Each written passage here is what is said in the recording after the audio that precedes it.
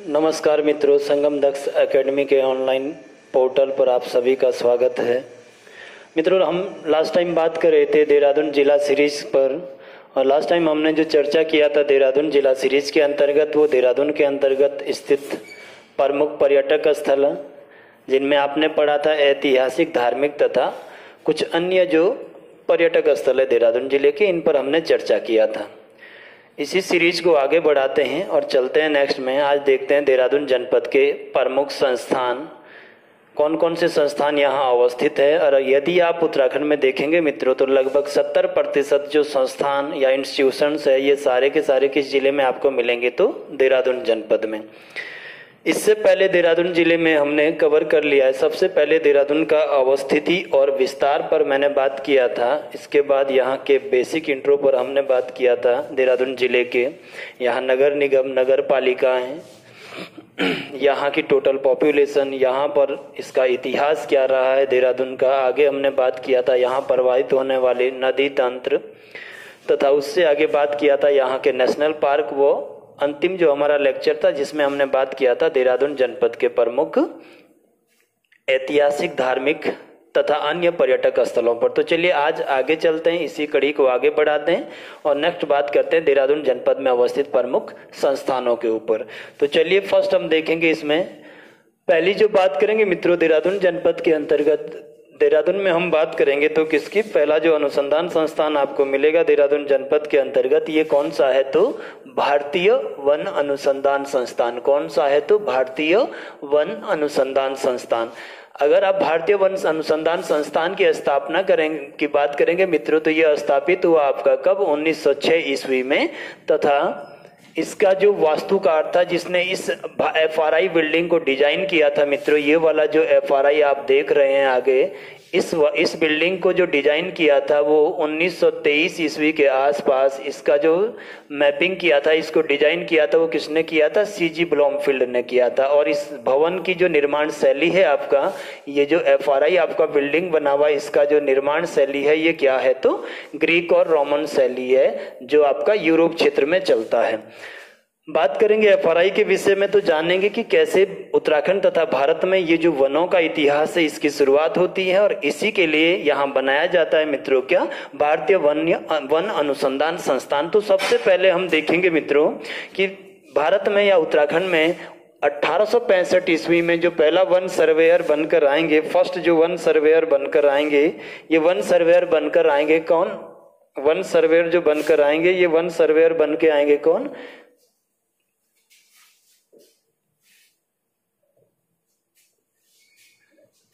1865 में one surveyor जो बनकर आएंगे यहाँ पर, ये कौन है, तो क्या हो रहा है यार इसमें।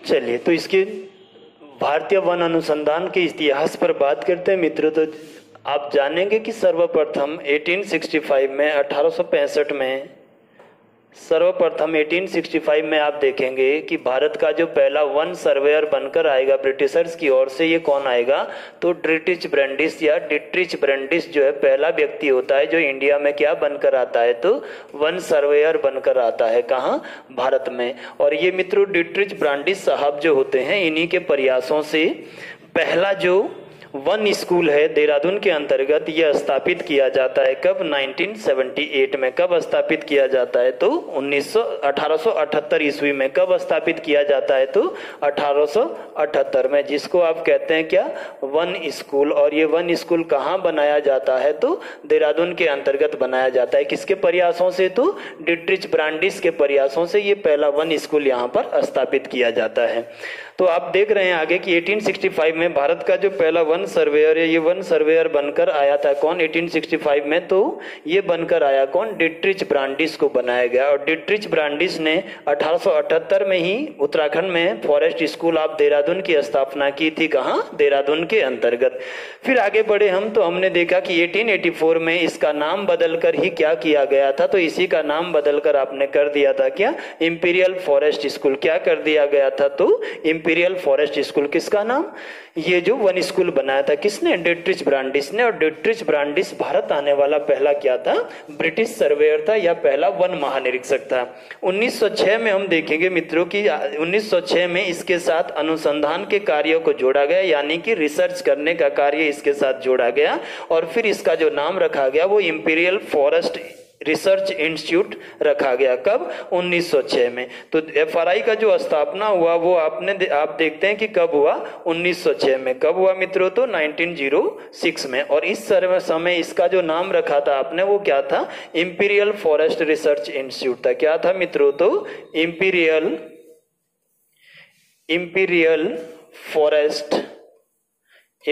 फॉरेस्ट रिसर्च इंस्टीट्यूट के नाम से जाना जाता था। किस नाम से जाना जाता था? तो इंपीरियल फॉरेस्ट रिसर्च इंस्टीट्यूट। क्या कहते थे आप इसको? तो इंपीरियल रिसर्च फॉरेस्ट इंस्टीट्यूट के नाम से जानते हैं। और फिर जब हम स्वतंत्र हुए 1947 में मित्रों, तो भारत सरकार ने इसका जो नाम है वो बदलकर क्या कर दिया था? FRI कर दिया था, forest research institute of India कर दिया था, भारतीय वन अनुसंधान संस्थान। जो कि कब किया? तो 1947 में। कब किया गया? तो 1947 में।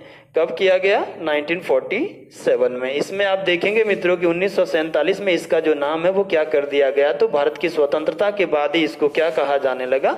Forest research institute. 1991 में ये जो यूजीसी था, यूनिवर्सिटी ग्रांट कमीशन मित्रों इसका फुल फॉर्म था, जिसका अब नया नाम क्या कर दिया है? भारतीय शिक्षा आयोग कर दिया है भारत सरकार ने। यूजीसी का जो नया नाम हो गया है वो अब क्या है मित्रों? तो भारतीय शिक्षा आयोग हो गया है। इसी यूजीसी ने इसको क्या था? इसी को विश्वविद्यालय का दर्जा दिया था। यहां से आगे बढ़ेंगे हम, नेक्स्ट जानेंगे इसके बाद कि 6 दिसंबर 1956 का दिन था और भारत के प्रथम जो राष्ट्रपति रहे हैं कौन? डॉक्टर राजेंद्र प्रसाद भारत के पहले राष्ट्रपति रहे। इन्होंने एफआरआई परिसर में किसका वृक्ष लगाया था? तो साल का वृक्ष लगाया था। कहाँ? एफआरआई के परिसर में। किसमें? डॉक्टर राजेंद्र प्रसाद ने, है ना। और डॉक्टर राजेंद्र प्रसाद केवल और एकमात्र ऐसे राष्ट्रपति रहे हैं भारत के जो 2 कार्यकाल तक लगातार रहे हैं। इसके बाद आगे बढ़े तो हमने देखा कि 1981 में भारत की पहली महिला जो प्रधानमंत्री रही है, महिला प्रधानमंत्री श्रीमती इंदिरा प्रियदर्शनी गांधी, इन्होंने एफआरआई परिसर में कौन सा वृक्ष लगाया? तो रुद्राक्ष का वृक्ष लगाया था। कौन सा वृक्ष? तो रुद्राक्ष का। एफआरआई परिसर की अगर आप बात करेंगे मित्रों तो इसमें जो है 6 म्यूजियम या 6 इसके क्या है? संग्रहालय बने हैं। और इसी के अंतर्गत जो लकड़ी का संग्रहालय बना है वो एशिया का वर्तमान में लकड़ी से निर्मित होने वाला सबसे बड़ा क्या है? संग्रहालय है। और एफआरआई भारत सरकार के वन एवं पर्यावरण मंत्रालय के अंतर्गत क्या आता है? एक संगठन आता है। क्या? एफआरआई। अब हम आगे बात करेंगे एफआरआई के विषय में, तो जानेंगे कि ये जो एफआरआई आपका बिल्डिंग बना हुआ है, ये जो एफआरआई बना हुआ है, इसका जो एंट्री गेट है, इनका जो प्रवेश द्वार है, इसको आप क्या कहते हैं? तो ब्रांडिस गेट के नाम से जानते हैं। किस नाम से जानते हैं? तो ब्रांडिस गेट कहते हैं मित्रों। और ये आपके लिए पूछा भी गया है UKSSC में क्वेश्चन कि एफआरआई का जो एंट्री गेट है वो क्या है? ब्रांडिस गेट। और बहुत साधारण सा इसके पीछे तथ्य है कि भारत का पहला जो वन सर्वेयर बनकर आया था, पहला ब्रिटिशर्स, वो कौन था? 1865 में डिट्रिच ब्रांडिस बनकर आए थे। और उन्हीं की स्मृति में हमने इसका जो एंट्री गेट है मित्रों, इसका नाम क्या रखा? ब्रांडिस गेट रखा। अगला जो इसका एग्जिट गेट है, जहां से आप पीछे से इससे बाहर जाएंगे, इसका जो एग्जिट गेट है इसका नाम क्या है मित्रों? तो इसको आप कहते हैं क्या? इरविन गेट कहते हैं। क्या कहते हैं? तो इरविन गेट के नाम से जानते हैं। इरविन गेट इसका जो एग्जिट गेट है या पिछला गेट है वो इरविन गेट है मित्रों। और जो एंट्री गेट है उसको आप ब्रांडिस गेट कहते हैं। देखो एफआरआई भवन का जो डिजाइन करता था, अभी आपने पढ़ा कि इसको किसने बनाया था? तो सीजी ब्लॉमफील्ड। और सीजी ब्लॉमफील्ड कहाँ के थे? तो यूरोप के एक आर्किटेक्चर है। कहाँ के? यूरोप के। इन्होंने 1900 इसके बाद जब इन्होंने इसका डिजाइन किया तो फिर इसका जो निर्माण कार्य शुरू हुआ मित्रों वो कब हुआ? 1923 में। और ये एफआरआई बनकर तैयार हो गया था कब? 1929 तक। और फिर देखेंगे जब ये बनकर तैयार हुआ तो इसका जो उद्घाटन हो रहा था मित्रों, इसका जो उद्घाटन समारोह हो रहा था, इस उद्घाटन समारोह में पहुंचे थे कौन? इस समय भारत के तत्कालीन गवर्नर कौन थे? Lord Irwin. कौन थे? Lord Irwin. और लॉर्ड इरविन ने इसका उद्घाटन किया था तथा इन्हीं की स्मृति में हमने इसका जो एग्जिट गेट है उसका नाम क्या रखा है? तो इरविन गेट के नाम से जाना जाता है। किस नाम से? तो इरविन गेट के नाम से। डिजाइन करता कौन है मित्रों? तो सीजी ब्लॉमफील्ड। इसका जो मुख्य भवन का जो है मैप सेट जो तैयार किया था, किस शैली में बनाया था? तो ग्रीक और रोमन शैली। जितने भी यूरोपीय लोग हैं उनके द्वारा जितने भी भवन भारत में बनाए गए उन सब का शैली क्या है? तो ग्रीक और रोमन, जो तत्कालीन समय में यूरोप वाले क्षेत्रों में चलता था। चलिए आगे बढ़ते हैं, यहां से नेक्स्ट देखते हैं।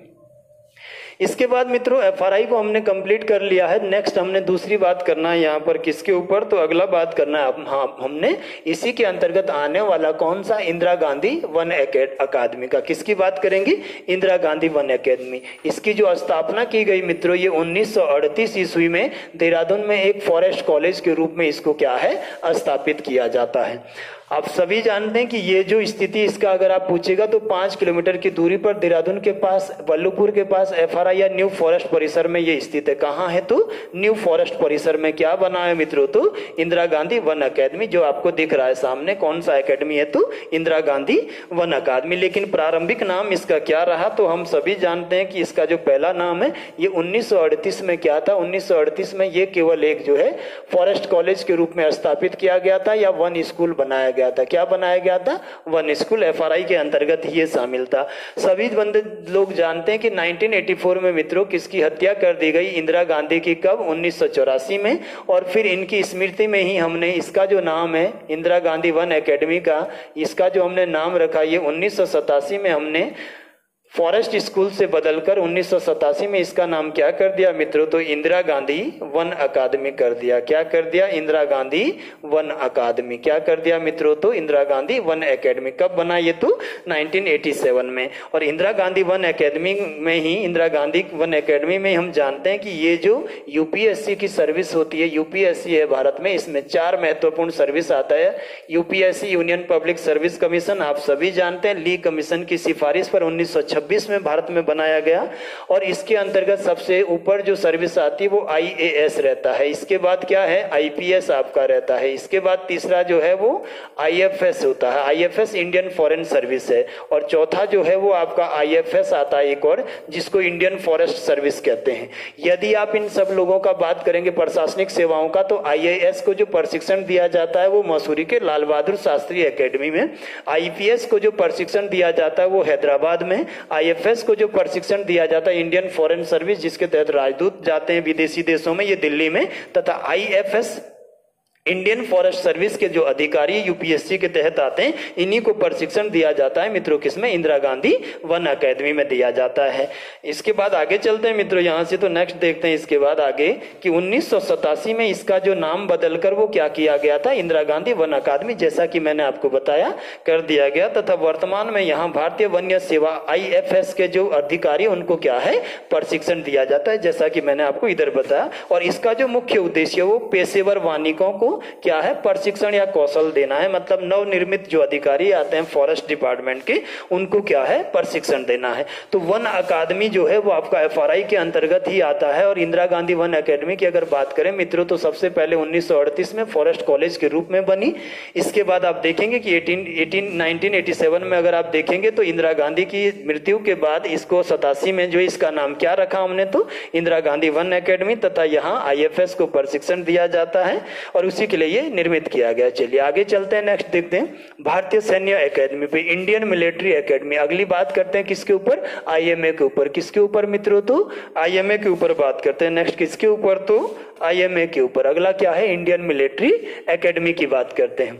इंडियन मिलिट्री एकेडमी की स्थापना पूछेगा मित्रों, वो तो 1 अक्टूबर 1932 का समय है। और इस समय सर फिलिप चैटवुड के द्वारा स्थापित किया गया देहरादून में क्या? भारतीय जो आपका क्या है? सैन्य एकेडमी है। कौन सी एकेडमी? तो भारतीय सैन्य एकेडमी की स्थापना किया गया। किसके द्वारा किया गया मित्रों? तो सर फिलिप चैटवुड के द्वारा। अब बात करते हैं ये जो भारतीय वन एकेडमी, इसके बारे में भी थोड़ा सा जान लेते हैं कि सबसे पहले स्थापना अभी आपने देखा कि कब? 1 अक्टूबर 1932 को। कहा? देहरादून में। किसने किया? सर फिलिप चैटवुड ने किया। अब इसके बाद अगला कुछ वन लाइनर किताबें आपके लिए देते हैं कि 10 दिसंबर को भी इसकी स्थापना है। जबकि 10 दिसंबर 1932 को मित्रों यदि आप देखेंगे तो यहां से पहला इसका औपचारिक शुरुआत किया गया था। औपचारिक शुरुआत का जो मीनिंग होता है वो आप सभी लोग जान लेना कि औपचारिक शुरुआत क्या होता है। अर्थात जिस उद्देश्य के लिए एकेडमी बनाई गई वो पहला बैच यहाँ शुरू हुआ, यानी कि वो प्रशिक्षण का जो कार्य शुरू हुआ था वो हुआ था इसमें कब, 10 दिसंबर से, जबकि बनाया गया था कितने तारीख को, तो 1 अक्टूबर 1932 को। कब बनाया गया था, तो 1 अक्टूबर 1932। अब हम देखेंगे मित्रों कि इसका जो डिजाइन करता है, ये जो आपका बिल्डिंग बनाया हुआ, ये वाला जो बिल्डिंग बना है, इसका जो डिजाइन करता है वो कौन है, तो किसने इसको डिजाइन किया था, ये किया था मित्रों किसने, एडविन लुटियस ने। किसने, एडविन लुटियस। और एडविन लुटियस के साथ अगला जो आर्किटेक्चर था या अगला जो डिजाइन करता था वो आपका था कौन, एडविन लुटियस। कौन था, एडविन लुटियस। तथा दूसरे कौन थे मित्रों इसके साथ, तो आरटी रसेल ने बनाया था। एडविन लुटियस तथा किसने, आरटी रसेल ने बनाया था। किसको, भारतीय सैन्य अकेडमी का जो मुख्य बिल्डिंग है, इसका जो मैप या इसका जो डिजाइन किया था वो एडविन लुटियस और किसने, आरटी रसेल ने किया था। ठीक है, इसके बाद आगे चलते हैं तो देखते हैं इसका जो शैली है, इस भवन को बनाने का भी, ये जो आपको शैली दिख रहा है ये भी आपका किस शैली में बना हुआ है, तो रोमन व ग्रीक शैली, यानी कि वही, क्योंकि ये यूरोपीय है, ये दोनों लोग ही, एडविन लुटियस तथा आरटी रसेल, तो इसलिए इसको बनाया गया है किस शैली में, तो ये भी बना हुआ है आपके किस शैली में, तो ग्रीक और रोमन शैली में। जैसे यूरोप में उस समय भवन बनाए जाते थे वैसे ही बना हुआ है क्या, आईएमए, इंडियन मिलिट्री एकेडमी। ठीक है ना। तो स्थापना पूछेगा तो आपने लगाना है क्या, कब बना था ये स्थापना, अगर आप पूछेगा ये आपसे, तो ये 1 अक्टूबर 1932 को बनाया गया था। किसके द्वारा, फिलिप चैटवुड के। औपचारिक उद्घाटन पूछेगा तो 10 दिसंबर 1932 को, यानी मित्रों जिस उद्देश्य के लिए ये बनाया गया था ना, ये जो औपचारिक इसका जो है उद्घाटन हुआ था, ये कब हुआ था, 10 दिसंबर 1932 को हुआ था। और यहां से पहला जो बैच शुरू हुआ था 40 कैडेट का, वो शुरुआत हुआ था उसका। चलिए, आईएमए की प्रथम पासिंग आउट परेड में 40 कैडेट थे और 40 कैडेट थे तथा भारत के पहले फील्ड मार्शल, अगर आप बात करेंगे मानेक शाह जो फील्ड मार्शल है भारत के, तथा पाकिस्तान के पहले जो सेना प्रमुख रहे मित्रों मेजर मूसा, वो भी इन 40 कैडेटों में पहले बैच में ही क्या है, प्रशिक्षण लिए हुए थे। ठीक है ना।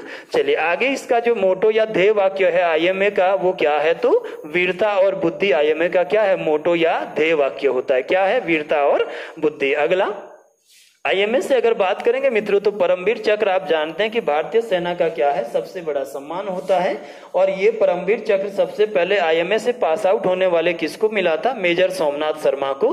कब मिला था मित्रों, ये तो 1948 में। 1948 का समय था जब भारत और पाकिस्तान में बंटवारे का जो दंश चल रहा था, या यहाँ दुनिया भर के जो दंगे भड़के हुए थे, तो इसी दौरान मृत्यु हुआ था मृत्यु किसका, तो सोमनाथ शर्मा का। और फिर इसी के लिए भारत पाकिस्तान के जो बंटवारे के समय ये दंगा चल रहे थे, इनको शांत करने के लिए इस दौरान इनकी मृत्यु हो गई। इसी के लिए इनको आपने क्या दिया था, पहला क्या दिया था, परमवीर चक्र से सम्मानित किया था। किससे सम्मानित किया था, तो परमवीर चक्र से।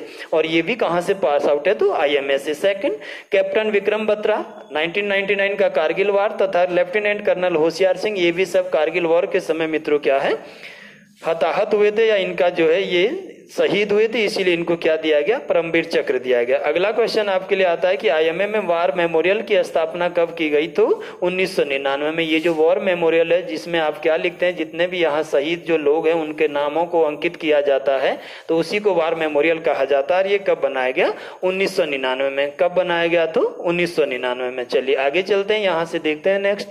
इसके बाद बात करते हैं मित्रों किसका, वाडिया इंस्टीट्यूट। अगला जो संस्थान है देहरादून के अंतर्गत वो क्या है, Wadia institute of Himalayan geology. क्या है, Wadia institute of Himalayan geology है। यदि आप इसकी बात करेंगे तो Wadia institute of Himalayan geology मित्रों सबसे पहले 1968 में नई दिल्ली में, जो दिल्ली यूनिवर्सिटी है दिल्ली के अंतर्गत, उसके भूगर्भ शास्त्र या वनस्पति विज्ञान की शाखा के अंतर्गत भूगर्भ शास्त्र के प्रोफेसर रहे कौन, सर दारोसा नौसेरा वाडिया। कौन रहे थे, सर दारोसा नौसेरा वाडिया। कब, जून 1968 में दिल्ली यूनिवर्सिटी या डीयू के ये क्या थे, भूगर्भ शास्त्र या वनस्पति विज्ञान विभाग के अंतर्गत कार्यरत थे। और इन्होंने सबसे पहले 1968 में दिल्ली में स्थापित किया था क्या, इस संस्थान को। इसके बाद हम देखेंगे ये आपको जो दिखाई दे रहा है Wadia institute of Himalayan geology. इसके बाद 1975 में मित्रों डेथ हो जाता है किसका, सर दारोसा नौसेरा वाडिया का। मृत्यु जो हुआ वो कब हुआ, तो 1975 में। कब, 1975 में। और फिर इन्हीं की स्मृति में मित्रों हमने क्या किया, 1976 में हमने जो है ये जो इसका मुख्यालय वो कहाँ स्थापित किया, तो देहरादून, दिल्ली से कहाँ लेकर आए इसको, देहरादून लेकर आए। कहाँ लेकर आए, देहरादून।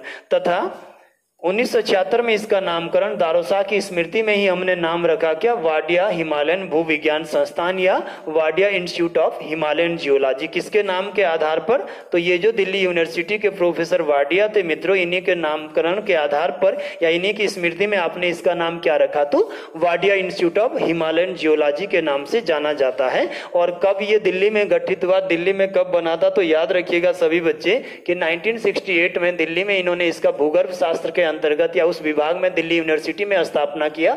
और देहरादून में कब आया ये, तो 1976 में इसकी जो शाखा है वो कहाँ बनाई गई, देहरादून में बनाई गई। और फिर हमने देखा कि इसका जो इसके अंतर्गत जो मेन इसका म्यूजियम है या इसका जो इस मेन जो है संग्रहालय है उसको हम क्या कहते हैं, एसपी नौटियाल संग्रहालय के नाम से जानते हैं। किस नाम से जानते हैं, तो एसपी नौटियाल संग्रहालय के नाम से जानते हैं। किसको, ये जो यहाँ पर म्यूजियम है, किसमें, Wadia institute of Himalayan geology में। और यह हिमालय की एक झलक प्रस्तुत करता है, अर्थात इसके अंतर्गत पूरे हिमालय के क्या है, अनेक चित्र दर्शाए गए हैं, अनेक प्रकार की उसकी परिस्थितियां दिखाई गई है। अगला आपने देखा कि 4 जुलाई 2009 का समय था और फिर हमने इसी के अंतर्गत मित्रों नया विभाग बना दिया, हिमालयन ग्लेशियरलॉजी विभाग की स्थापना की गई। किसकी स्थापना की आपने, तो हिमालयन ग्लेशियरलॉजी विभाग की स्थापना किया। किसकी स्थापना किया, तो हिमालयन ग्लेशियरलॉजी क्या विभाग की स्थापना किया इसके अंतर्गत। अब जरा देखें कि ग्लेशियर क्या होता है। तो ग्लेशियर की यदि बात करेंगे मित्रों,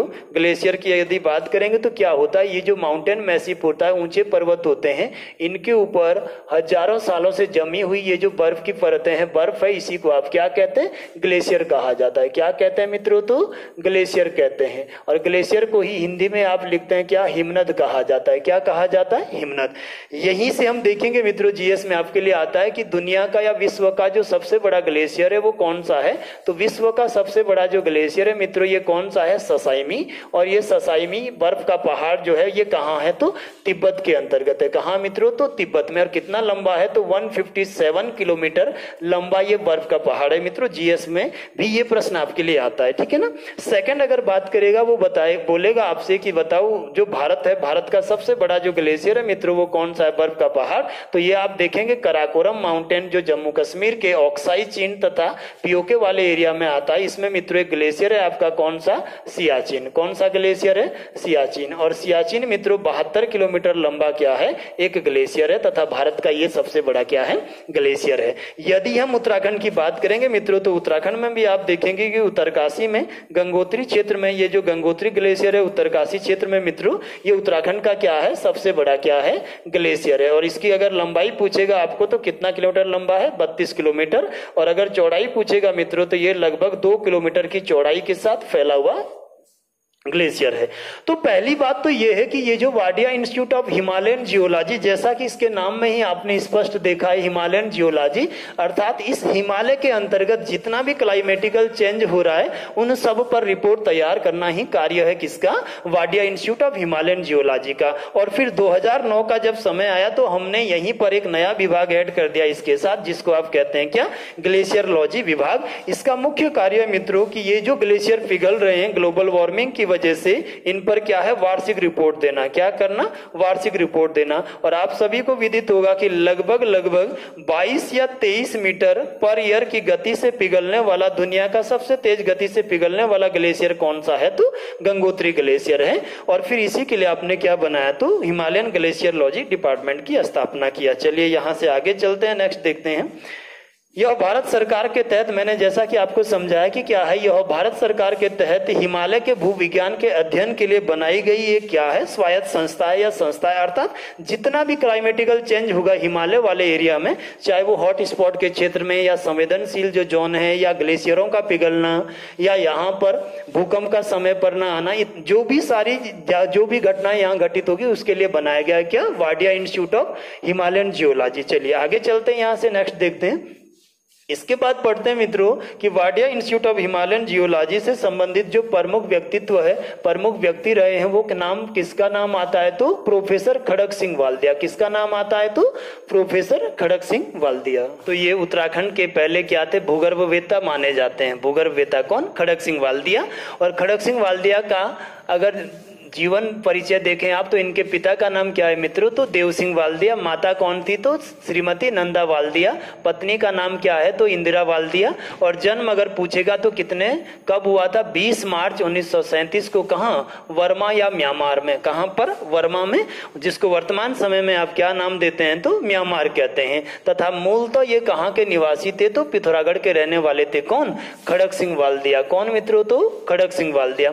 आगे देखेंगे कि पेशा या व्यवसाय क्या था इनका, तो ये एक वैज्ञानिक या भूगर्भ शास्त्री थे। क्या थे, वैज्ञानिक या भूगर्भ शास्त्री। और इनका जो शिक्षा हुआ था, इन्होंने लखनऊ विश्वविद्यालय से क्या किया था, भूगर्भ शास्त्र में पीएचडी का डिग्री लिया था। किसका डिग्री लिया था, तो डॉक्टर ऑफ फिलोसफर का डिग्री लिया था। कहां से, लखनऊ यूनिवर्सिटी से या लखनऊ विश्वविद्यालय से। इनकी जो आत्मकथा है मित्रों, ये क्या है, पथरीली पगडंडियों पर राह, जिसका प्रकाशन कब हुआ था, तो 2015 में मित्रों इन्होंने यह अपनी आत्मकथा को क्या है, प्रकाशित किया था। इनका मृत्यु का बात करेंगे आप तो लगभग 29 सितंबर 2020 को कैंसर या कोरोना के कारण मृत्यु हो गया था। किसका, प्रोफेसर खड़ग सिंह वाल्दिया का। अब हम जानेंगे मित्रों कि प्रोफेसर खड़ग सिंह वाल्दिया जो थे, इन्होंने भारत तथा उत्तराखंड में जितने भी ये मिनरल आपको प्राप्त हुए, जो भी खनिज आपको मिलते हैं यहाँ पर, इनमें लगभग अधिकांश 70% से अधिक जो मिनरल का खोज किया था उत्तराखंड वाले क्षेत्र में, वो किसने किया था, तो खड़ग सिंह वाल्दिया के द्वारा किया गया था। किसके द्वारा, तो खड़ग सिंह वाल्दिया के। जैसे आप उत्तराखंड की बात करेंगे मित्रों, तो चाहे जिप्सम की बात करें, तांबा की बात करें, मैग्नेसाइट की बात करें, बेराइट्स की बात करें, चाहे आप जो है लोहा की बात करें, ये सारे के सारे खनिज जो है, इनके विषय में जो जानकारी दिया था वो किसने दिया था, तो प्रोफेसर खड़ग सिंह वाल्दिया ने। और फिर हम देखेंगे मित्रों कि आगे चलकर इन्होंने जो सेवाएं दी, तो 1970 से 73 तक ये रहे Wadia institute of Himalayan geology के अंतर्गत एक वरिष्ठ वैज्ञानिक के तौर पर इन्होंने अपनी सेवाएं दी। फिर आपने देखा 1973 से 76 तक मित्रों खड़ग सिंह वाल्दिया यहाँ उप निदेशक के पद पर रहे, तथा 76 से 80 तक 4 सालों तक इन्होंने ये Wadia institute of Himalayan geology के अंतर्गत किस पद पर रहे, तो निदेशक के पद पर रहे। अब जानेंगे कि इनको इनकी उपलब्धियों के लिए भारत सरकार या उत्तराखंड सरकार ने कौन कौन से पुरस्कार दिए। तो सबसे पहले मित्रों 1976 ईस्वी में शांति स्वरूप भटनागर पुरस्कार दिया गया। किसको, खड़ग सिंह वाल्दिया को शांति स्वरूप भटनागर पुरस्कार। आप सभी जानते हैं कि विज्ञान के क्षेत्र में दिया जाने वाला एक क्या है, प्रसिद्ध पुरस्कार। इसके बाद 1993 में भारतीय खनन विभाग या खान मंत्रालय में इनको मित्रों राष्ट्रीय खनन पुरस्कार से क्या है, सम्मानित किया था। 2007 में जब भारत में तत्कालीन राष्ट्रपति डॉक्टर एपीजे अब्दुल कलाम साहब थे, तो इस समय इनको दिया गया क्या, पद्मश्री सम्मान। कौन सा सम्मान, तो पद्मश्री, जो भारत का चौथा सर्वोच्च सम्मान माना जाता है। और 2015 में मित्रों जब प्रणब मुखर्जी साहब भारत में राष्ट्रपति थे, तो उन्होंने इनको दिया क्या, पद्म भूषण सम्मान, जो कि भारत का तीसरा सबसे बड़ा क्या है, सम्मान माना जाता है। तो प्रोफेसर खड़ग सिंह वाल्दिया बार बार आपके लिए यूके SSC में पूछे जाते हैं पर्सनालिटी के अंतर्गत। तो पहली बात करेंगे कि जन्म इनका कहाँ हुआ मित्रों, पहला ही क्वेश्चन उसने बनाना है, तो कालों या वर्मा म्यांमार में। दूसरा, मूल तो कहाँ के थे, तो पिथौरागढ़ के रहने वाले थे। तीसरा प्रश्न अगर बनाएगा मित्रों तो वो ये कि इनकी आत्मकथा का नाम क्या था, पथरीली पगडंडियों पर राह, जो कब प्रकाशित हुआ, तो 2015 में। इसके बाद अगला जो प्रश्न पूछेगा वो बोलेगा कि शांति स्वरूप भटनागर इनको कब दिया गया, तो 1976 में। इसके बाद पूछेगा कि पद्म श्री कब दिया गया, 2007 में, तथा पद्म भूषण कब दिया गया, तो 2015 में। तो इस प्रकार हमने जाना कि Wadia institute of Himalayan geology कैसे स्थापित हुआ। सबसे पहले दिल्ली में बना 1968 में, फिर देहरादून इसकी शाखा आया 1976 में। इसका जो संग्रहालय है वो एसपी नौटियाल संग्रहालय के नाम से जाना जाता है। इसमें जो ग्लेशियरलॉजी विभाग है या ग्लेशियर विभाग है वो 2009 में इसके साथ जोड़ा गया। इसके बाद हमने पढ़ा कि इसी से संबंधित मित्रों कौन, प्रोफेसर खड़ग सिंह वाल्दिया, और किस प्रकार से खड़ग सिंह वाल्दिया ने अपनी सेवाएं इसमें दी, इन पर चर्चा किया। चलिए आगे बढ़ते हैं, यहाँ से नेक्स्ट देखते हैं भारतीय सर्वेक्षण विभाग या सर्वे ऑफ इंडिया जिसको आप कहते हैं। और सर्वे ऑफ इंडिया की यदि आप बात करेंगे मित्रों तो ये भारत के सबसे प्राचीन संगठनों में से या संस्थानों में से एक विभाग है। क्या, सर्वे ऑफ इंडिया। सबसे पहले बात करेंगे मित्रों, आप सभी बच्चों को विदित होगा कि लगभग 22 अक्टूबर 1764 का दिन था। और इस दिन जो है बक्सर का युद्ध हुआ था मित्रों। कहाँ का युद्ध हुआ था, बक्सर का, जो कि कहाँ है, पटना के पास एक मैदान है मित्रों, बक्सर का मैदान, और इसमें बैटल हो रहा था। इस बक्सर के युद्ध में यदि आप देखेंगे तो अंग्रेजों की तरफ से लड़ रहा था मित्रों कौन सा सेनापति, हेक्टर मुंडो। कौन लड़ रहा था, तो हेक्टर मुंडो। तथा भारतीय त्रिगुट संघ इसमें लड़ रहा था। ये त्रिगुट संघ कौन था, 3 लोग इसमें लड़ रहे थे, जिसमें अपदस्थ नवाब था मित्रों, पहला कौन, मीर कासिम। पहला कौन लड़ रहा था इसमें, तो मीर कासिम, जिसको 1763 में अंग्रेजों ने नवाबी के पद से हटा दिया था। सेकंड जो लड़ रहा था वो इस समय उत्तरकालीन मुगल राजा था, और इसका नाम क्या था, शाह आलम सेकंड। क्या नाम था मित्रों, शाह आलम सेकंड, जो 1759 से 1806 तक भारत में शासक रहेगा। और तीसरा जो था मित्रों, ये अवध का नवाब। अवध जो है वो लखनऊ के लिए कहा जाता है, और यहाँ का नवाब कौन था, तो सुजाउद्दौला। कौन लड़ रहा था मित्रों, तो सुजाउद्दौला। तो इन 3 लोगों की सेना भारत की ओर से लड़ रही थी, और कैप्टन हेक्टर मुंडो अंग्रेजों की तरफ से लड़ रहा था। कितने तारीख को, 22 अक्टूबर 1764 को। युद्ध का तात्कालिक कारण था मीर कासिम को नवाब के पद से क्या, अपदस्थ कर देना।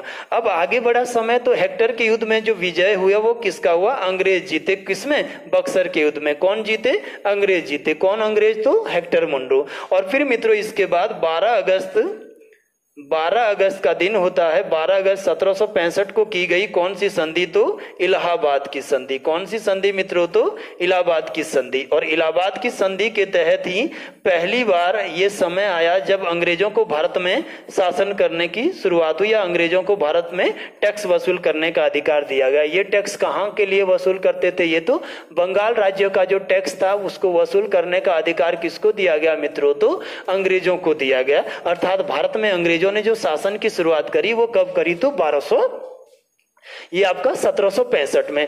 अब टैक्स वसूल करने का तो अधिकार आ गया ब्रिटिशर्स के पास, लेकिन सबसे बड़े समस्या उनके सामने थी कि आखिर जो ये टैक्स वसूल करेंगे वो किस आधार पर वसूल करेंगे, क्योंकि उनके पास कोई भी ऐसा डाटा नहीं था जिसमें उनके पास ये प्रमाण हो कि किसके पास या किस किसान के पास कितनी जमीन और किस आधार पर उस पर क्या किया जाए, सर्वे किया जाए, या किस आधार पर मित्रों उससे जो है वहां का सर्वे करके उस पर टैक्स लगाया जाए। चलिए, तो हम बात कर रहे थे किसकी, सर्वे ऑफ इंडिया की। मैंने आपको बताया कि अंग्रेजों ने भारत में शासन करना कब से शुरू किया मित्रों, तो 1765 में। और सबसे बड़ी समस्या थी कि ये जो बंगाल राज्य था यहाँ टैक्स किस आधार पर लगाया जाए, और इसके लिए मित्रों इनको सर्वे करने के लिए एक विभाग की जरूरत थी, जिसको क्या, सर्वे ऑफ इंडिया के नाम से इन्होंने बनाया। तो इसी क्रम में मित्रों इन्होंने 1767 में, इसी के 2 साल बाद ही बंगाल में एक विभाग बनाया, और इसी विभाग का नाम दिया क्या, सर्वे ऑफ इंडिया। क्या कहा मित्रों इसको, तो सर्वे ऑफ इंडिया। मूल उद्देश्य इस समय था कि बंगाल के जो किसान है उनका लैंड का जानकारी कि कितना किसके पास है, तो उसके विषय में बनाया गया क्या, सर्वे ऑफ इंडिया। कब, 1767 में। और ये भारत के सबसे प्राचीन विभागों में से क्या है, एक है। किसके द्वारा बनाया गया मित्रों, तो टीजी मोंटेगोमेरी, जो ईस्ट इंडिया कंपनी के अंतर्गत एक अधिकारी था।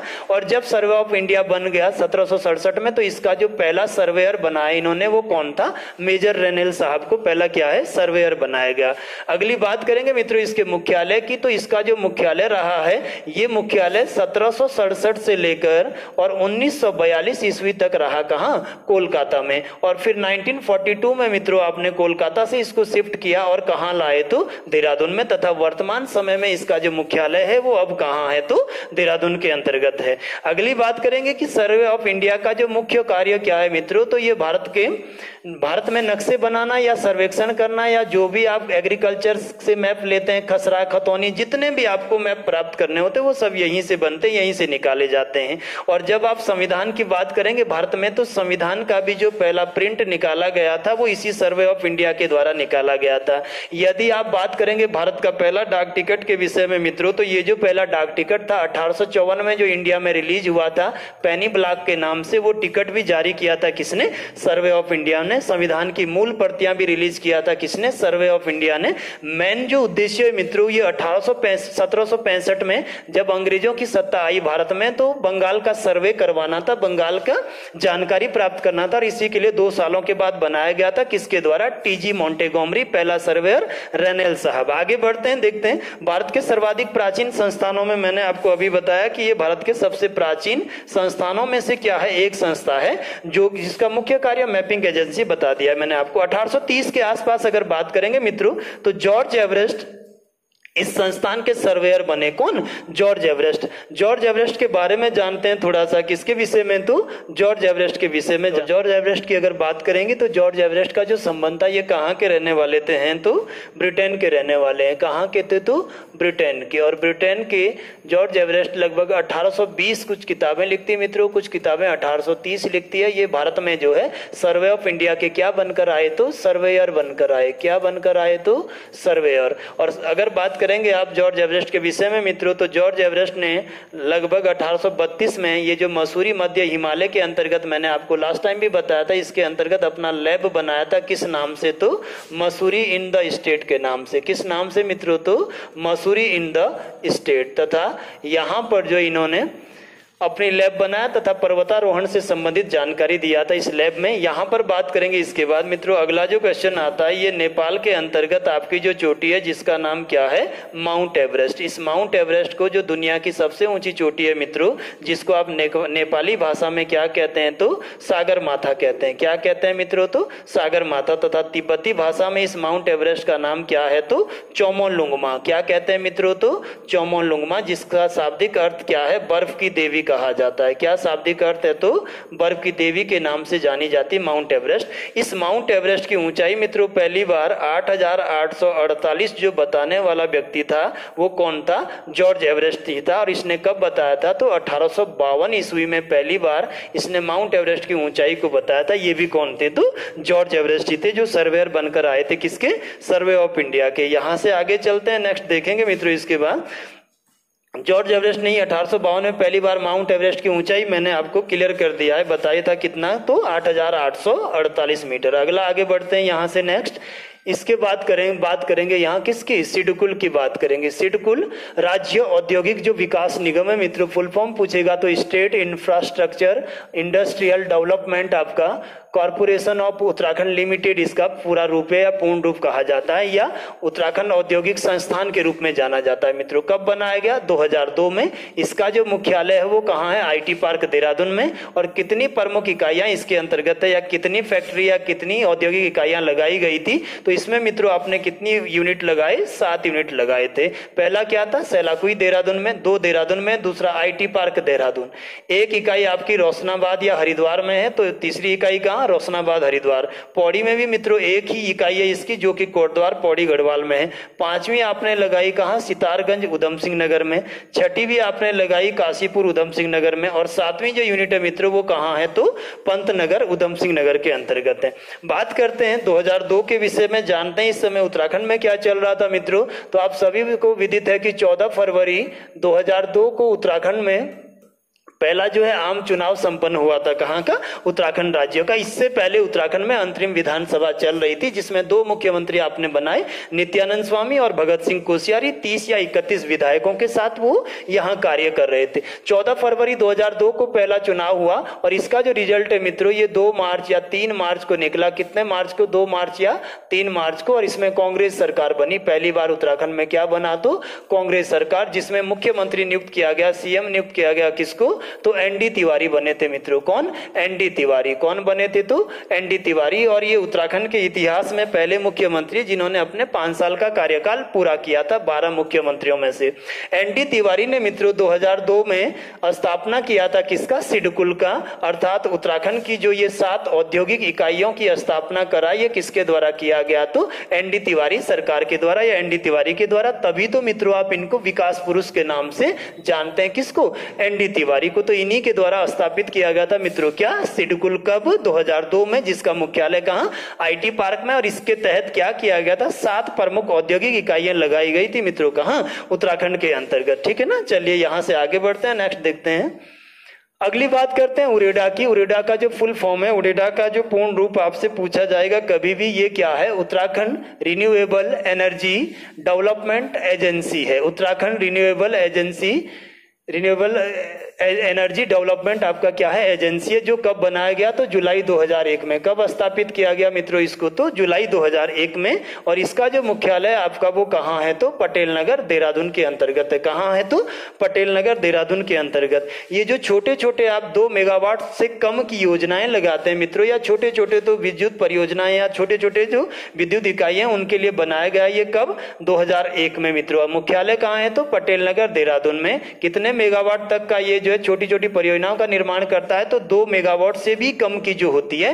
तथा उत्तराखंड में घराटों को विकसित करने के लिए, ये जो घराट होते हैं मित्रों, जो पानी आ रहा है घराटों में, ये आप देखते हैं पानी जो पहुंचता है, यहीं पे छोटी छोटी पनचक्कियां चलाई जाती है या टरबाइनें चलाई जाती है। ये नीचे आपका घराट है, तो यहाँ पर ये जो पनचक्कियां या टरबाइन इस पर चलाई जाती है, इससे भी 1 या 1.5 मेगावाट बिजली या 2 मेगावाट बिजली बनाई जाती है। तो इसके लिए भी घराटों को विकसित करने का कार्य करती। तथा उत्तराखंड के दूर दराज के गांवों में ये जो आपका स्ट्रीट लाइट है मित्रों, स्ट्रीट लाइट लगाई जाती जो गांवों में, तथा सोलर लाइट लगाई जाती, इसका भी कार्य कौन करता है, तो उरेडा के द्वारा किया जाता है। तो उरेडा आपको क्लियर होना चाहिए कि कब बनाइए, तो 2001 में। मुख्यालय कहाँ है, तो पटेल नगर में। तथा सेकंड अगर ऑफिस पूछेगा इसका, तो अल्मोड़ा के अंतर्गत बनता है। किसका, उरेडा का। मुख्य उद्देश्य क्या है, 2 मेगावाट तक की जो परियोजना है या इससे कम जो परियोजना है उनको विकसित करना, घराटों को विकसित करना, तथा स्ट्रीट लाइट और सोलर लाइट गांवों तक, दूर दराज के एरिया तक पहुंचाना है। अगली बात करेंगे मित्रों किसकी, ONGC के, oil and natural gas corporation, जो कि एक महारत्न कंपनी है मित्रों वर्तमान समय में। और इसकी स्थापना आपने किया था कब, 14 अगस्त 1956 को बनाया था। किसको, ONGC को। और मुख्यालय इसका मित्रों उत्तराखंड में अगर बात करेंगे तो देहरादून के अंतर्गत है। तथा हेड ऑफिस जो इसका आपका मित्रों मिलेगा, ये कहाँ है, तो दिल्ली के अंतर्गत है। कहाँ इसका जो है मुख्यालय आपको मिलेगा, तो दिल्ली में। बाद में बात करेंगे इसके ऊपर। फिलहाल स्थापित कब हुआ, तो 14 अगस्त 1956 को बनाया गया। क्या, ONGC। नेक्स्ट आगे बात करते हैं इसके बाद उत्तराखंड भाषा संस्थान की। यदि बात किया जाएगा मित्रों, तो ये जो भाषा संस्थान है आपका उत्तराखंड भाषा संस्थान, इसकी स्थापना आपने करी कब, 24 फरवरी 2009 को। कितने को, 24 फरवरी 2009 को। मैं स्पष्ट कर दूं आपको सभी लोगों को ये कि ये जो मिसलिनियस GS का पोर्शन है, चाहे इंस्टीट्यूट या स्थापना, इसमें हर बुक्स या हर किताबें थोड़ा सा अलग अलग डाटा पेश करती है। तो इसीलिए थोड़ा सा इनमें जो है एक्यूरेट आपको डाटा किसी भी बुक में नहीं मिल पाता है। तो इसका जो स्थापना दिया गया है वो 70-80% जो बुक्स है मित्रों वो क्या देती, 24 फरवरी 2009 को। और फिर 2011 में या 10 में इसी का नाम हम बदलकर क्या कर देते हैं, डॉक्टर पीताम्बर दत्त बड़तवाल एकेडमी कर देते हैं। पीताम्बर दत्त बड़तवाल मित्रों आप जानेंगे कि ये जो थे पीताम्बर दत्त बड़तवाल, ये पौड़ी गढ़वाल के रहने वाले थे। कहाँ के थे, पौड़ी गढ़वाल के। और 1934 या 1936 में मित्रों इनको जो है पहली बार हमने हिंदी में डिलीट की उपाधि दिया था। हिंदी में किसकी उपाधि, डिलीट की उपाधि। और पहले उत्तराखंड के व्यक्ति है जिनको आपने कौन सी उपाधि दिया, तो डिलीट का। यानी कि PhD करने वाले हिंदी विषय से पहले व्यक्ति कौन है, तो पीताम्बर दत्त बड़तवाल। और इनकी स्मृति में ही आपने क्या किया, तो इसकी स्थापना किया। कब, 2010 या 11 दोनों आपको मिलेगा। तो ये था। नेक्स्ट आगे बढ़ेंगे 2015 में देहरादून में ही तो आपने किसकी स्थापना करी मित्रों, तो साइबर सेंटर की स्थापना करी, या साइबर केंद्र या साइबर ठगी जो वर्तमान में आपका चलता है उसके लिए जो है सेंटर बनाया गया। कब, 2015 में। और 2016 में देहरादून में देखेंगे मित्रों आप, तो उत्तराखंड फिल्म विकास परिषद की स्थापना किया गया। इसका भी मुख्यालय कहाँ है, तो देहरादून में। और कब बना, तो 2016 में। अन्य बात कर लेते हैं मित्रों, अगला देखेंगे तो विज्ञान धाम जो है, साइंस सिटी जो है वो देहरादून के कहाँ है, तो झाझरा में बनी हुई है। कहाँ बनी हुई है, तो झाझरा में। और ये जो है मित्रों ये यूकोस्ट के अंतर्गत आती है। किसके अंतर्गत एक संस्थान है, तो यूकोस्ट के अंतर्गत। यूकोस्ट का अगर आप पूर्ण रूप देखेंगे मित्रों, तो Uttarakhand council for science and technology. Full form क्या है यूकोस्ट का, तो Uttarakhand council for science and technology UCOST का पूर्ण रूप है। और इसके अंतर्गत मित्रों कार्यरत एक संस्था है, क्या, विज्ञान धाम या साइंस सिटी, जो कहाँ है, झाझरा देहरादून में है। यूकोस्ट ने अपनी जो गतिविधियां मित्रों ये इसने कार्य करना कब से शुरू किया, तो 2005 से। और अगर आप बात करेंगे मित्रों सोसाइटी पंजीकरण अधिनियम कब बना था इसका, तो 1860 में। और इसके तहत 2002 में इसको पंजीकृत किया गया, तथा 2005 से यूकोस्ट ने अपना क्या है कार्य करना शुरू किया। चलिए यहां से आगे बढ़ते हैं, नेक्स्ट देखते हैं इसके बाद उत्तराखंड अधीनस्थ सेवा चयन आयोग मित्रों यूके SSSC जिसको आप कहते हैं, जो आप जिस परीक्षाओं की तैयारी कर रहे हैं, जो आपका परीक्षा करवाता है स्टेट का, इसी को आप कहते हैं उत्तराखंड अधीनस्थ सेवा चयन आयोग। और इसकी स्थापना हुआ था मित्रों कब? 17 सितंबर 2014 को। सभी जानते हैं एस राजू साहब सचिव हैं इसके, और वर्तमान जो अध्यक्ष है आपके वो कौन है? तो संतोष वडोनी जी है। इसके बाद बात करते हैं मित्रों केंद्रीय मृदा जल संरक्षण अनुसंधान एवं प्रशिक्षण संस्थान। ये जो सॉइल से संबंधित है मित्रों, मिट्टियों पर जो परिवर्तन आता है, आप जानते हैं कि अगर भारत में सॉइल की बात करेंगे तो 8 प्रकार के सॉइल आपको मिलते हैं। और उत्तराखंड में अगर आप मिट्टी की बात करेंगे मित्रों तो उत्तराखंड में मैक्सिमम एरिया पर आपको मिलेगा क्या? अधिकतम एरिया पर आपको मिलेगी कौन सी मिट्टी? तो पर्वतीय मिट्टियां। और पर्वतीय मिट्टियां मित्रों उत्तराखंड में सर्वाधिक मात्रा में पाई जाती है। पर्वतीय मिट्टियां जो होती है वो सबसे नवीनतम सॉइल का प्रकार है। कौन सा? सबसे जो नई मिट्टियां वो क्या है? पर्वतीय मिट्टियां। तो इन पर रिसर्च करने के लिए बनाया गया है केंद्रीय मृदा जल संरक्षण अनुसंधान प्रशिक्षण संस्थान। और ये कहाँ बना है? तो देहरादून के अंतर्गत। अगली बात करते हैं भारतीय वानस्पतिक सर्वेक्षण विभाग। स्थापना मित्रों 1887 में कोलकाता में तथा 1 जून 1981 को इसका जो मुख्यालय वो कहां स्थापित किया गया? देहरादून के अंतर्गत। अगली बात करते हैं इसके बाद भारतीय पुरातत्व एवं सर्वेक्षण विभाग की मित्रों आर्कियोलॉजिकल जो विभाग है वो उत्तराखंड के अंतर्गत लास्ट टाइम लगभग 3 पेपरों में मित्रों कंटिन्यू या रिपीट है यूके SSSC के, ध्यान दीजिएगा इस पर। इंडियन आर्कियोलॉजिकल डिपार्टमेंट जो देहरादून में आपने बनाया कब? 2003 में। और यही क्या करता है? जितने भी पौराणिक आपके स्थल है उन पर जो है जानकारी या उनकी खोज का कार्य है। अगर आप बात करेंगे मित्रों तो भारत में पुरातत्व का जो जनक कहा जाता है, आर्कियोलॉजी का जो जनक कहा जाता है मित्रों, ये अलेक्जेंडर कनिंघम को कहा जाता है। किसको कहा जाता है? तो अलेक्जेंडर कनिंघम को कहा जाता है। किसका जनक मित्रों भारत में? तो पुरातत्व का जनक। और उत्तराखंड में अगर बात करेंगे तो यही पुरातत्व विभाग स्थापित हुआ था। इसकी स्थापना हुई थी कब? 2003 के अंतर्गत। याद रखिएगा ये प्रश्न 2-3 पेपरों में बना। इसके बाद IIP की बात करेंगे मित्रों देहरादून में, इंडियन इंस्टीट्यूट ऑफ पेट्रोलियम की बात करेंगे। ये भी कहाँ है संस्था बना हुआ? तो देहरादून के अंतर्गत। 1960 में दिल्ली में स्थापित हुआ तथा 2003 में मित्रों ये कहाँ शिफ्ट किया गया? तो देहरादून में। तो इंडियन इंस्टीट्यूट ऑफ पेट्रोलियम भी अगर आपसे संस्थान पूछेगा तो कहाँ है? देहरादून में। सबसे पहले स्थापना कहाँ हुआ? तो दिल्ली में। और कब शिफ्ट हुआ? 2003 में, तो देहरादून में। अगला मित्रों राष्ट्रीय दृष्टिबाधित संस्थान भी कहाँ है? देहरादून में ही है। ये राजपुर रोड के अंतर्गत जब आप देखेंगे राजपुर रोड पर ही बना हुआ ये संस्थान है मित्रों, ब्लाइंड जो संस्थान है आपका। और ये कब बना? तो 1943 में, 1943 में। कहाँ मित्रों? तो देहरादून के राजपुर रोड क्षेत्र के अंतर्गत बनाया गया। अगला भारतीय सुदूर संवेदी संस्थान मित्रों Indian institute of remote sensing. क्या है? Indian institute of remote sensing. ये कब स्थापित किया गया मित्रों? तो 21 अप्रैल 1966 को बनाया गया ये। और ये कहाँ है? तो देहरादून के हाथीबड़ कला के पास है। कहां है? देहरादून के हाथीबड़ कला के पास है। मुख्य कार्य मित्रों आप देखेंगे तो ये एक वेधशाला है जो अंतरिक्ष में देखने के लिए प्रयुक्त की जाती है। नीदरलैंड के सहयोग से बहुत सारे दूरबीन वगैरह आपने यहाँ स्थापित किए थे, बाद में बात करेंगे इस पर भी पूरा। नेक्स्ट बात करेंगे अगला wild life institute of India. ये मैंने आपको पहले भी बताया था मित्रों जब हमने बात किया था किसके ऊपर? तो हमने बात किया था गौतम कुंड के विषय में। हमने बात किया था देहरादून के चंद्रवनी के ऊपर मित्रों कि वहां गौतम कुंड है। और वहीं पर मई 1982 में आपने क्या बनाया था? तो 1982 में wild life institute of India की स्थापना किया आपने। कहा? चंद्रवनी के अंतर्गत। ठीक है ना। इसके बाद उत्तराखंड आपदा एवं न्यूनीकरण केंद्र, ये भी मित्रों बार बार पूछा जाता है। तो स्थापना कब हुई? 27 सितंबर 2006 को। आपदा की अगर आप बात करेंगे मित्रों तो उत्तराखंड का जो डिजास्टर मैनेजमेंट है या आपदा जो प्रबंधन है, ये मॉडल आपने कहां से लिया है? तो ये जो मॉडल है मित्रों ये कहां से लिया आपने? तो ऑस्ट्रेलिया से लिया हुआ है। कहां से लिया है आपदा प्रबंधन का मॉडल? तो ऑस्ट्रेलिया से। और जो आपका पर्यटन मॉडल है ये सभी को पता है कि पर्यटन मॉडल उत्तराखंड में कहां से लिया गया है? तो सिंगापुर से। कहां से मित्रों? तो सिंगापुर से। तो ये आपदा प्रबंधन विभाग है, आपदा प्रबंधन जो विभाग है आपका, ये कब बना था? तो 27 सितंबर 2006 को।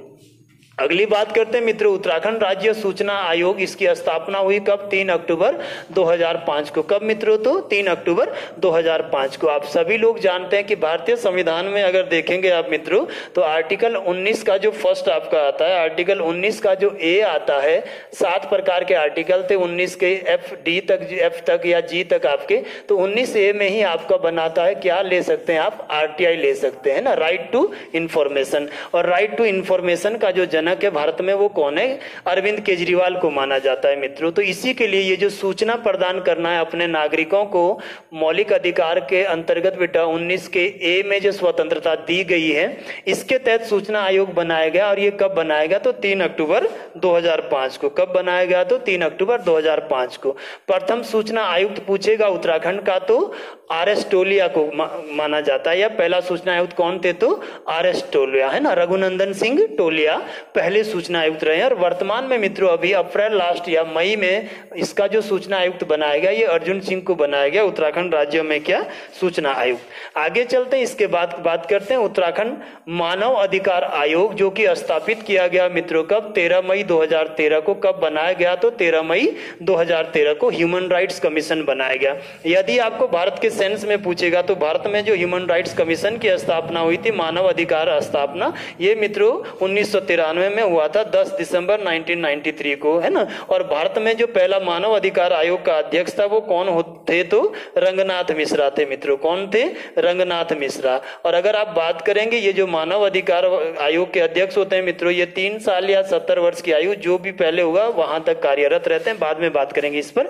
तो मानव अधिकार आयोग की अगर बात करेंगे तो वर्तमान में कौन है? विजय कुमार बिष्ट इसके अध्यक्ष है। किसके मित्रों? तो उत्तराखंड मानव अधिकार आयोग के। और प्रथम जो अध्यक्ष थे वो विजेंद्र जैन को बनाया गया था। कब? मई 2013 के अंतर्गत। जबकि अभी जो है वो कौन है आपके? तो विजय कुमार बिष्ट है। इसके बाद बात करेंगे उत्तराखंड पशुधन एवं विकास बोर्ड। उत्तराखंड पशुधन विकास बोर्ड का भी जो मुख्यालय आपका वो कहाँ है? तो देहरादून के अंतर्गत ही बनता है। नेक्स्ट बात करेंगे उत्तराखंड ग्राम्य महिला कल्याण संस्थान, ये प्रेमनगर देहरादून के आसपास अवस्थित है। अगला देखेंगे उत्तराखंड राज्य महिला आयोग की स्थापना की गई थी मित्रों। कब? तो ये बनाया गया था 15 अक्टूबर 2004 को। कब बना था? तो 15 अक्टूबर 2004 को देहरादून के सुद्धोवाला में इसका भी क्या है? तो ऑफिस है आपका, या इसका क्या है? इसका ऑफिस बनाया गया यहाँ पर। वर्तमान जो अध्यक्ष है इसकी, ये कौन है मित्रों? तो कुसुम कांडवाल अभी किसकी अध्यक्ष है? उत्तराखंड महिला आयोग की। और उपाध्यक्ष कौन है इसकी? तो ज्योति शाह है। कौन है? ज्योति शाह। प्रथम अध्यक्ष की बात करेगा तो श्रीमती संतोष चौहान मित्रों इसकी 5 अक्टूबर 2004 या 15 अक्टूबर 2004 के समय क्या बनाई गई थी? तो पहली अध्यक्ष बनी थी। नेक्स्ट आगे बढ़ते हैं, यहां से अगला देखते हैं उत्तराखंड राज्य जैव विविधता। उत्तराखंड राज्य जैव विविधता जो बोर्ड है इसकी स्थापना 2006 में मित्रों कहाँ की गई? तो बल्लीवाला देहरादून में। बायोडाइवर्सिटी की बात करते हैं मित्रों, तो बायोडाइवर्सिटी या जैव विविधता जो शब्द है इसका सीधा सा मीनिंग है कि किसी एक जगह पर अनेक प्रकार के जीव जंतु, अनेक प्रकार की वनस्पतियां, इन सब का क्या है? एक ही जगह पर पाया जाना क्या है आपका? तो एक ही जगह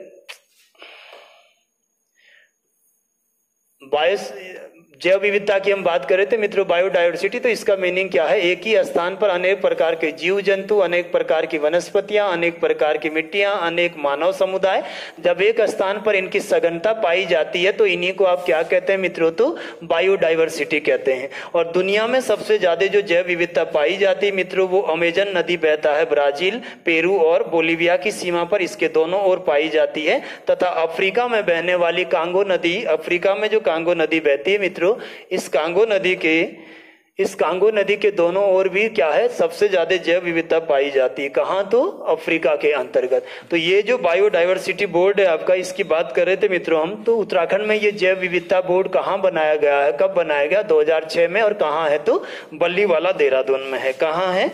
बल्लीवाला देहरादून में।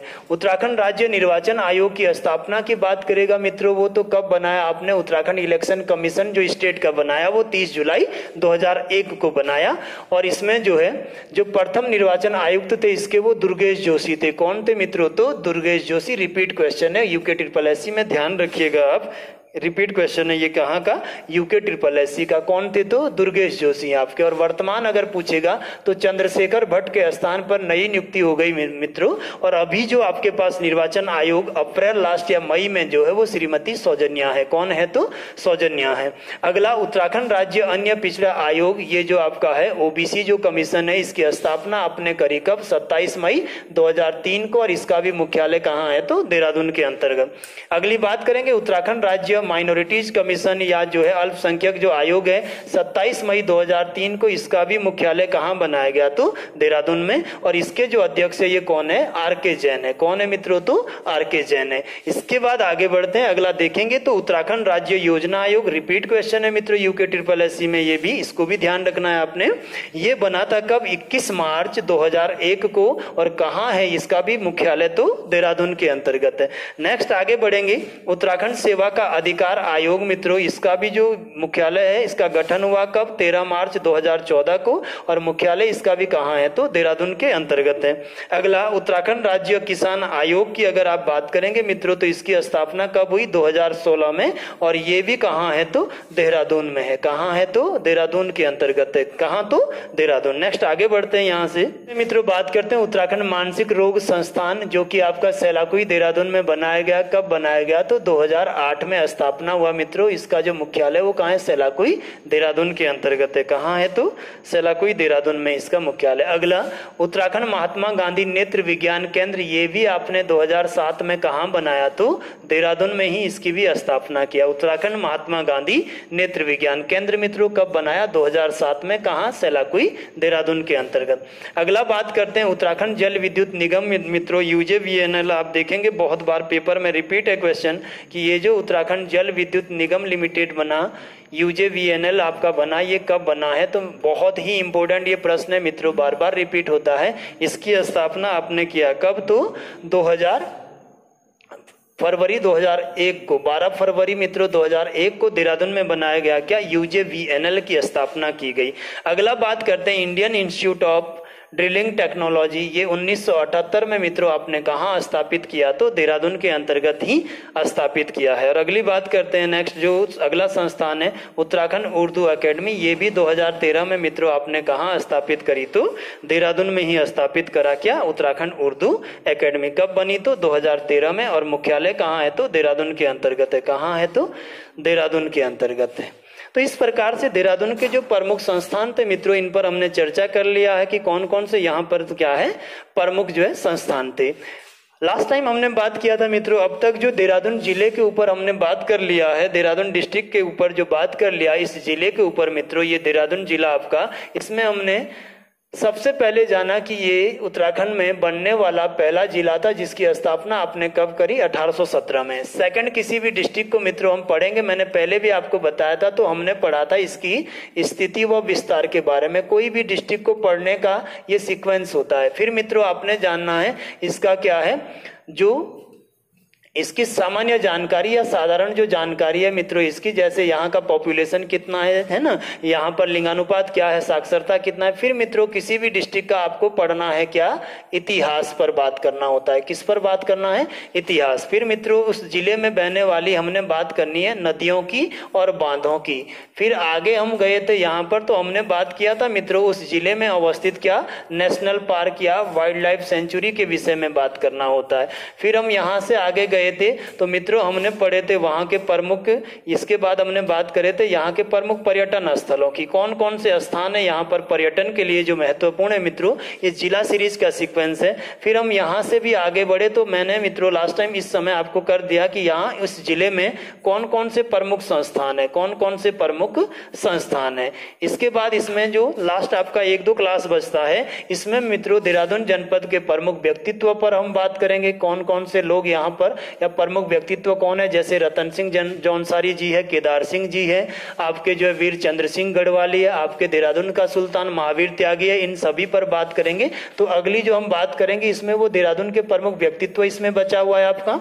अगला नेक्स्ट जो इसमें बचा हुआ है मित्रों वो इसके बाद आपके पास देहरादून के प्रमुख खनिज, मिनरल के आधार पर इसकी क्या स्थिति मित्रों, कौन कौन से खनिज पाए जाते हैं और किस प्रकार से ये जो खनिज है उत्तराखंड खनिज नीति कब बनी और कौन कौन से प्रमुख खनिज किन किन क्षेत्रों में पाए जाते हैं, जैसे कि चूना पत्थर, संगमरमर, जिप्सम, बेराइट्स एक मात्र ऐसा खनिज है जो केवल आपको कहाँ मिलेगा, देहरादून के अंतर्गत। तो इन सभी पर बात करेंगे मित्रों देहरादून जनपद के खनिजों के ऊपर।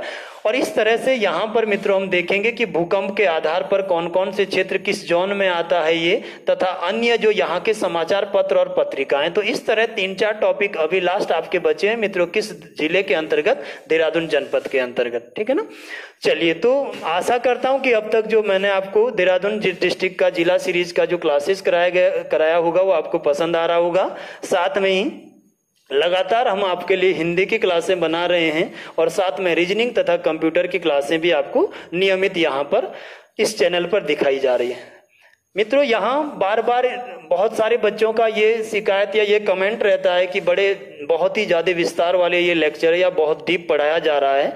तो मैं आपको ये बता दूं कि 2005 या 10 का समय नहीं है जब वन लाइनर, लूसेंट और वाणी पुस्तक लेके आप क्या थे, एग्जाम क्रैक करते थे। ये 2022 में आप जी रहे हैं। किसमें जी रहे हैं? 2022 में, जहां आपके प्रतियोगी परीक्षा का जो स्तर है वो बहुत ऊपर चला गया। आप जितना डीप एनालिसिस करेंगे, जितना अच्छा अध्ययन करेंगे, उतना ही वो स्टडी आपके क्या है, काम आने वाला है। और तभी आप क्या है, उत्तराखंड के एग्जाम में सफलता पा सकते हैं, यूके SSSC हो चाहे यूके PCS या यूके PSC हो।